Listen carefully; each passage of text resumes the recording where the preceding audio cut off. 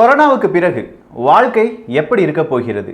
Bill Gates அவர்கள் சொல்றாங்க, இந்தியாவிலிருந்து தான் அதிகப்படியான மருந்து நிறுவனங்களும் மருந்துகளும் ஏற்றுமதியாகும். ஒரு தடுப்பு மருந்து கண்டுபிடிச்சிட்டாலும் அதற்கு இந்தியா தான் மிகப்பெரிய ஒரு பாலமாக இருக்க போகிறது அப்படின்னு சொல்றாங்க. வேடந்தாங்கல் பறவைகள் சரணாலயம் இருக்கிறது அப்படிங்கிறது தெரியும். அது கிட்டவே ஒரு மருந்து கம்பெனி இருக்கு. அதனுடைய ஒரு ஆக்கிரமிப்பு வேடந்தாங்கல் பறவை சரணாலயத்திலும் பாதிக்கப்படும் அப்படின்னு சொல்லிட்டு இருந்தாங்களே, அதனுடைய உண்மைத்தன்மை என்ன? EIA இந்த ஒரு டிராஃப்டை பற்றி எத்தனை பேருக்கு தெரியும்? இது அரசியல் கிடையாது, இது நம்முடைய வாழ்க்கை. இந்த ஒரு பதிவின் பிறகு இதை பகிரலாமா வேண்டாமா அப்படின்னு சொல்லி கொஞ்சம் யோசித்து விட்டு அந்த யோசனையில் 1% இதை பகிர வேண்டும் அப்படின்னு உங்களுக்கு தோன்றியது என்றால் பகிர்ந்து விடுங்கள். அன்பு தமிழ் நெஞ்சங்களுக்கு தமிழ் பொக்கிஷத்தின் வணக்கங்கள்.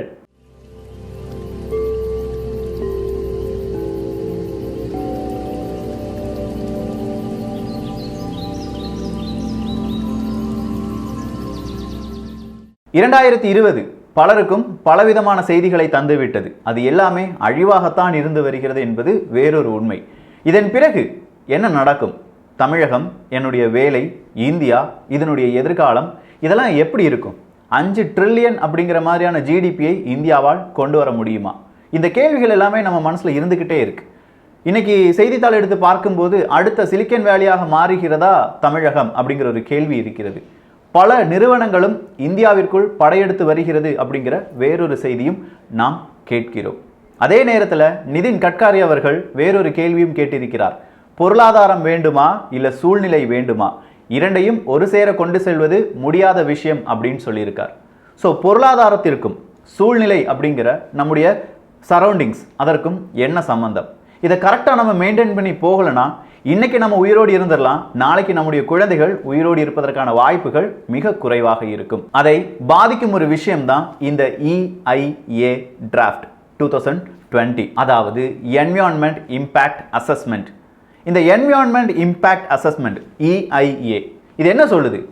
ஒரு ப்ராஜெக்ட் அப்படின்னு சொல்லும்போது அது ஒரு சாலைகளை புனரமைத்தலாக இருக்கலாம், அப்படி இல்லைன்னா சின்னதாக ஒரு டேம் கட்டுறதாக இருக்கலாம், அப்படி இல்லையா வேற ஏதாவது ஒரு ப்ராஜெக்ட், ஒரு தொழிற்சாலை தொடங்குவதாக இருக்கலாம். உதாரணத்துக்கு ஸ்டெர்லைட்டை கூட வச்சுக்கோங்களேன். இப்படி பலவிதமான ப்ராஜெக்டை உங்கள் ஊரில், உங்கள் கிராமத்தில், உங்கள் மண்ணில் செய்கிறதுக்கு முன்னாடி அந்த ஒரு ப்ராஜெக்ட், அந்த ஒரு நிறுவனம் இல்லாட்டி அந்த ஒரு டேம் அங்கே வருவதால் உங்களுக்கு, உங்களுடைய சூழ்நிலைக்கு எந்த மாதிரியான பாதிப்புகளை ஏற்படுத்துகிறது? இந்த சூழல் அப்படின்னு சொல்லும்போது நீர், நிலம், ஆகாயம் இது எல்லாத்துக்குமே பாதிப்பு வருதா வரலையா? எவ்வளவு அதிர்வுகளை ஏற்படுத்துகிறது? எவ்வளவு விதமான ரசாயனங்களை வெளியேற்றுகிறது? அங்கு இருக்கும் கழிவு நீர் எங்கே போகிறது? இது எல்லாமே முழுவதுமாக ஸ்டடி பண்றது தான் என்விரான்மெண்ட் இம்பேக்ட் அப்படின்னு சொல்லலாம். சூழ்நிலையில் எந்த மாதிரியான பாதிப்பை ஏற்படுத்துகிறது இந்த ப்ராஜெக்ட்? ஸோ ஒவ்வொரு ப்ராஜெக்டும் இதே மாதிரியான என்விரான்மெண்ட் இம்பேக்ட் அசஸ்மெண்ட் வழியாகத்தான் செய்யப்பட வேண்டும் என்பது 2006 EIA ஒரு முடிவாக இருந்தது. ஆனால் அதில் பலவிதமான மாற்றங்களை கொண்டு வந்திருக்கிறார்கள். இப்போது இந்த மாற்றங்கள் கொண்டு வந்து இப்போ அது மனிதர்களுடைய பார்வைக்கு கொண்டு வரப்பட்டிருக்கிறது. இதை பற்றி நம்முடைய செய்தி ஊடகங்கள் அதிக அளவு பேசினார்களா என்று கேட்டால் எனக்கு தெரிந்த அளவிலும் அதிகமாக பேசவில்லை. ஆனால் அதிகமாக பேசப்பட வேண்டிய டாபிக் இதுதான். இன்னைக்கு நம்ம தொடங்கி வச்சிருக்கோம். நிறைய யூடியூபர்ஸ் இதை வச்சு பேசுவாங்க, இல்லாட்டி நிறைய பேர்ட்ட நீங்க ரிக்வஸ்ட் கொடுப்பீங்க நான் நம்புறேன். நிறைய பேர் ஏன்ட்ட ரிக்வஸ்ட் வச்சுமே நம்ம ஒரு 3-4 நாள் டிலே பண்ணிட்டோம் அப்படின்னு சொல்லலாம். ஸோ இந்த EIA Draft 2020 அப்படிங்கிறது வேற எதுவுமே கிடையாது. 1984-86 இந்த ஒரு காலகட்டத்தில் தான் நம்ம இந்த என்விரான்மெண்ட்டை பாதுகாக்க வேண்டும், இல்லை இந்த ஏர் பொல்யூஷனை கண்ட்ரோல் பண்ண வேண்டும், வாட்டர் பொல்யூஷன் நீர் மாசுபாட்டை தடுக்க வேண்டும் அப்படிங்கிற பலவிதமான கோரிக்கைகள் வருகிறது. போபால் விஷவாயு என்பது இந்தியாவை தாக்குகிறது. அதன் பிறகுதான் தெரிகிறது ஒரு தொழிற்சாலை தொடங்கும் போது அது ஏதாவது ஒரு பாதிப்பு வந்தால் அதை சுற்றி இருக்கும் சூழலுக்கு பலவிதமான பாதிப்புகள் வரப்போகிறது.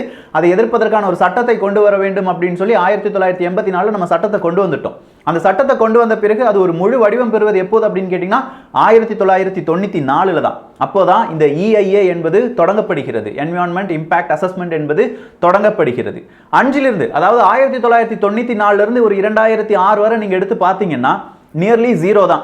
EIA வழியாக ஒரு ப்ராஜெக்ட் தொடங்கப்படுகிறது என்றால் பலவிதமான நிறுவனங்களும் இதில் ஈஸியாக என்ன செஞ்சிருவாங்க, பாஸ் ஆயிருவாங்க. எந்த ஒரு பிரச்சனையும் இல்லை அப்படின்னு சொல்லி நம்முடைய அரசு அதிகாரிகளும் அரசாங்கங்களும் சொல்லிவிடும். இதனால் ஏற்படுத்தப்பட்ட தொழில் நிறுவனங்கள் ஆயிரம்.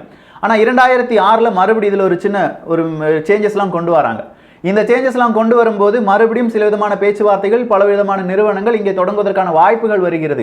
சரி, ஏன் இங்கே நிறுவனங்கள் தொடங்கப்பட வேண்டும் அப்படின்னு கேட்டிங்கன்னா இந்த கொரோனாவுக்கு பிறகு பல விதமான நிறுவனங்கள் இங்கே வந்தால்தான் வேலை வாய்ப்பு என்பது ஏற்படும். வேலை வாய்ப்பும் நம்முடைய பொருளாதாரமும் மேம்பட வேண்டும் என்றால் பன்னாட்டு நிறுவனங்கள் இங்கே வர வேண்டும். அதே பன்னாட்டு நிறுவனங்கள் நம்முடைய இயற்கை வளங்களை சுரண்டுமா சுரண்டாதா, இதனால் பாதிப்பு வருமா வராதா? இப்படி இரண்டு இலக்குகள், ஆனால் ஒரே ஒரு இந்தியா அப்படிங்கிற லெவல்ல இருக்கு. ஒன்னு பொருளாதாரம், இன்னொன்னு இயற்கை வளம். இதை இரண்டையும் சரிப்படுத்த முடியுமா அப்படின்னு கேட்டா இந்த 2020 என்கிற இந்த EIA வழியாக சுத்தமாக முடியாது.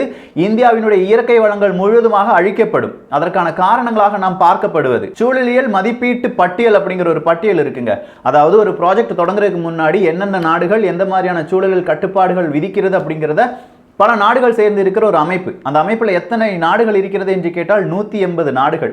2018 நம்ம எத்தனாவது இடத்துல இருந்தோம் அப்படின்னு கேட்டீங்கன்னா 177வது இடத்தில் இருந்தோம். அதாவது கடைசியிலிருந்து 3 இடங்களுக்கு முன்பாக நாம் இருந்தோம். அப்படி என்றால் நம்முடைய கட்டுப்பாடுகள் எவ்வளவு கீழ்த்தரமாக இருக்கிறது என்பதை நம்மால் உணர்ந்து கொள்ள முடிகிறது. ஆனா அதே நேரத்தில் 2019 எடுத்து பார்த்தோம்னா நம்ம 168வது இடத்துக்கு வந்துட்டோம். அப்படின்னா உங்களுக்கு ஒரு டவுட் இருக்கலாம், என்னடா 177வது இடத்துல இருந்து 168வது இடத்துக்கு முன்னேறிட்டோமா, சூழலியல் கட்டுப்பாடுகளை அதிகமாக இந்தியா விதிக்கிறதா என்று கேட்டால் இல்லை. நம்முடைய மதிப்பெண்கள் 2018 நமக்கு 30 மதிப்பெண்களாக இருந்தது, 100க்கு 30ஆக இருந்தது. 2019 100க்கு 26 27ஆக குறைந்து விட்டது. பல நாடுகளும் சூழலியல் கட்டுப்பாடுகளை தளர்த்தி விட்டன, பல நிறுவனங்களை உள்ளே கொண்டு வருவதற்காக.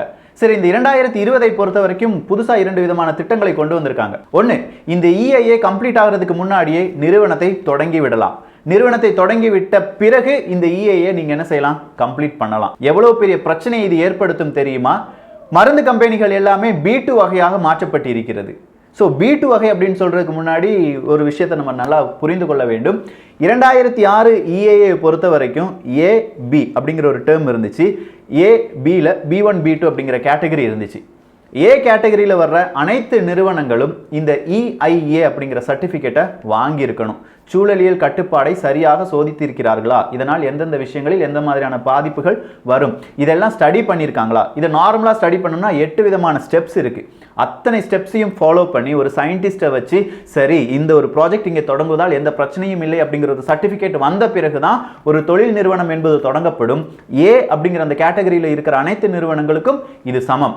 ஆனால் இன்னைக்கு, அதாவது இந்த 2020 கணக்கை நீங்கள் எடுத்து பார்த்தீங்கன்னா, இந்த டிராஃப்ட் எடுத்து பார்த்தீங்கன்னா அனைத்து மருந்து கம்பெனிகளும் B2 வகையாக சேர்க்கப்பட்டிருக்கிறது. B2 வகையாக இருக்கும் நிறுவனங்களுக்கு எந்தவித EIA சர்டிஃபிகேட்டும் தேவையில்லை. இந்த டிராஃப்ட் வந்த பிறகு 100க்கும் மேற்பட்ட மருந்து நிறுவனங்கள் இந்தியாவில் பதிவு செய்திருக்கின்றன, நாங்க இங்க பிளான்டேஷனை தொடங்க போறோம் அப்படின்னு சொல்லி.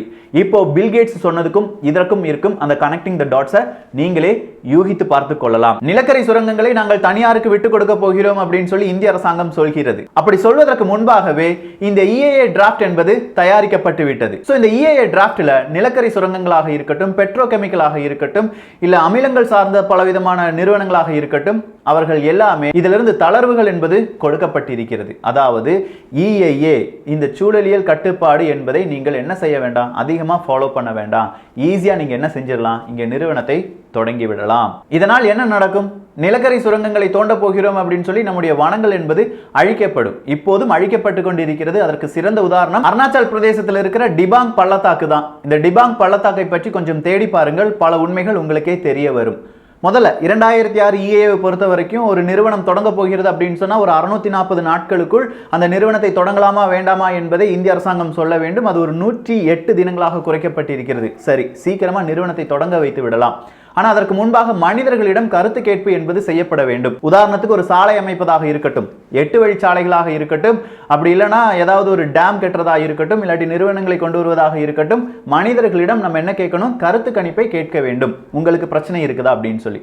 நான் சொன்னேன் இந்த பெட்ரோல் கெமிக்கல் இல்லாட்டி இந்த நிலக்கரி கடைசியா வந்த இந்த சாலை அமைப்பு, இப்போ மனிதர்களிடம் அந்த கருத்து கணிப்பு கேட்க வேண்டாம். அப்படியே மனிதர்களிடம் கருத்து கணிப்பு கேட்க வேண்டிய சில நிறுவனங்கள் இருந்தால், சில ப்ராஜெக்ட் இருந்தால், முதல்ல 30 தினங்களுக்குள் மனிதர்கள் அந்த ப்ராஜெக்டை படிச்சு எந்தெந்த பிரச்சனைகள் இருக்கு அப்படிங்கிறத நம்ம கவர்மெண்ட்ட சொல்லலாம். ஆனால் அது இப்போது எவ்வளவாக குறைக்கப்பட்டிருக்கிறது, 20 தினங்களாக குறைக்கப்பட்டிருக்கிறது. 1994 தமிழகத்தில் ஒரு இடத்துல ஒரு நிறுவனத்தை கொண்டு வர போகிறார்கள், ஆனால் அதனால இயற்கைக்கு பெரிய ஒரு பேரழிவு வரும் அப்படின்னு சொல்லி தமிழகத்தில் இருக்கிற வேற மாவட்டத்தில் இருக்கும் ஒரு மனிதன் நினைத்தால் அந்த ஒரு நிறுவனத்துக்கு எதிராக கேள்விகளை கேட்க முடியும். 2006வது வருடம் அந்த கேள்விகளை அந்த மாவட்டத்தில் உள்ளவர்கள் மட்டுமே கேட்க முடியும் அப்படின்னு சொல்லி சட்டத்தை மாற்றி அமைத்தார்கள். 2020வது வருடம் அந்த நிறுவனம் எங்க தொடங்க போகிறதோ அந்த பகுதியில் இருக்கும் மனிதர்கள் மட்டுமே அதை ஸ்டடி பண்ணி கேள்விகளை கேட்க முடியும். அதை ஸ்டடி பண்ணி கேள்விகளை கேட்க வேண்டும் அப்படின்னு சொல்ற அளவுக்கான மனிதர்களுடைய எழுத்தறிவு அங்கே இருக்கிறதா என்பது கவர்மெண்ட்டுக்கு தேவையில்லை. அப்படின்னா சமூக ஆர்வலர்கள் அங்கே வந்து கேள்விகள் கேட்கலாமா? முடியவே முடியாது. சரி, அப்படின்னா இந்த கேள்விகளை சாதாரண பொதுமக்கள் கேட்க முடியுமா அப்படின்னு கேட்டா அதுக்கும் இந்த 2020 EIA மிகப்பெரிய ஒரு சிக்கலை ஏற்படுத்தி இருக்கிறது. ஒன்று கவர்மெண்ட் ஆஃபீஸராக இருக்கணும், அப்படி இல்லைன்னா அந்த நிறுவனமாக இருக்கணும். எந்த நிறுவனம்? நான் இப்போ ஒரு நிறுவனத்தை தொடங்க போறேன், அதை நான் இயக்கி விட்டேன், இயக்கிய பிறகு நான் கவர்மெண்ட்ட போய் சொல்றேன் இந்த நிறுவனத்தில் இந்தந்த பிரச்சனைகள் இருக்கிறது, அதை நீங்கள் சரி செய்து தருவீர்களா அப்படின்னு சொல்லி ஏதாவது ஒரு நிறுவனம் வந்து கேட்குமா? என் நிறுவனத்தை பத்தி நானே நெகட்டிவா கவர்மெண்ட்ட வந்து சொல்லுவேனா? இதுதான் சட்டம் சொல்லுது. சரி, அவ்வளவுதானா அப்படின்னு பார்த்தா இல்ல. 20,000 சதுர மீட்டர் பரப்பளவு கொண்ட ஒரு பில்டிங்கை நீங்க கட்டுறீங்கன்னா 2006 பொறுத்த வரைக்கும் EIA சர்டிபிகேட் வாங்கி இருக்கணும். ஆனா இப்போ 2020 1.5 லட்சம் சதுர மீட்டர் பரப்பளவு கொண்ட பில்டிங் கட்டுறதுக்கு மட்டும் நீங்க EIA சர்டிபிகேட் வாங்கினா போதும். கிட்டத்தட்ட ஒரு ஏர்போர்ட் அப்படின்னு சொல்லலாம். ஸோ ஒரு ஏர்போர்ட்டுக்கு குறைவாக இருக்கும் கட்டிடங்களை கட்டுவதற்கு மக்களிடம் அனுமதி கேட்க வேண்டாம். EIA சர்டிபிகேட் சூழலியல் பாதுகாப்பை பற்றி எந்தவித கவனமும் செலுத்த வேண்டாம்.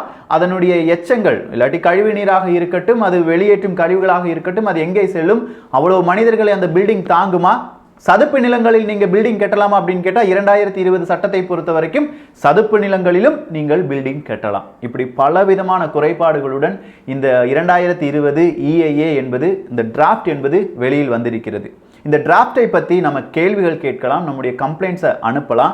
அதை அனுப்புவதற்கான தினம், கடைசி தினம் எது அப்படின்னு கேட்டிங்கன்னா ஆகஸ்ட் 11ஆம் தேதி, அதாவது அடுத்த மாதம் 11ஆம் தேதி. இன்னொரு 20 நாள் தான் இருக்கு. அதற்குள் பலவிதமான எதிர்ப்புகளையும் நம்முடைய சந்தேகங்களையும் பலவிதமான சர்ச்சைகளையும் இந்தியா முழுவதும் செயல்படுத்தினால் மட்டும்தான் இதில் இருக்கும் குறைகள் என்பது நீக்கப்படும். இதெல்லாம் கேள்வி கேட்கணும், இல்லாட்டி இந்த பிரச்சனைகள் இருக்கு அப்படின்னு சொல்லி நான் உங்களுக்கு சொல்லிக் கொடுக்கும்போது உனக்கு வளர்ச்சி பிடிக்காதா அப்படின்னு சொல்லி சில கேள்விகள் என்னை பார்த்து வரலாம். நான் மறுபடியும் சொல்றேன், பொருளாதார வளர்ச்சியும் இருக்க வேண்டும், அதே மாதிரி இயற்கை வளங்களும் அதிகமாக சுரண்டப்படாமல் இருக்க வேண்டும். இதை இரண்டையும் கவனிக்கும் வேலையை நம்முடைய அரசாங்கம் செய்ய வேண்டும்.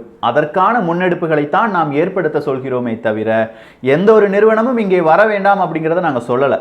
வர்ற நிறுவனத்தால் இயற்கை வளங்களுக்கு பிரச்சனை இருக்கிறதா, அந்த பிரச்சனையை எப்படி களையப் போகிறீர்கள், அதை தெரிந்து கொண்டு அந்த நிறுவனத்தை கொண்டு வாருங்கள். அப்படி இல்லையா அதுக்கு மாற்று வழியான வேறு நிலப்பரப்பு இருக்கும், அதை கண்டுபிடித்து கொடுங்கள். இதைத்தான் கேட்கிறோம். இதை சரியா செஞ்சிட்டாங்கன்னா சரியான ஒரு திட்டமிடல் வழியாக வரும் தலைமுறைக்கும் இது நன்மையாக இருக்கும். அப்படி இல்லையா நாம சோறு சாப்பிடுவோம், வரும் தலைமுறைகள் சோறுக்கு வேற ஏதாவது தான் சாப்பிட வேண்டியதாக இருக்கும்.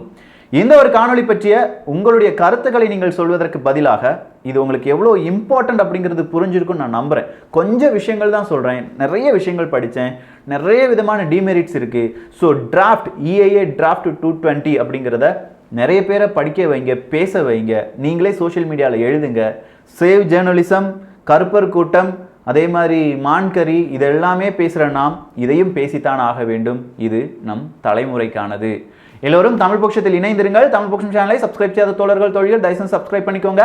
நல்லதை பகிர்ந்து நல்ல சமுதாயத்தை உருவாக்குவோம். நன்றி, வணக்கம்.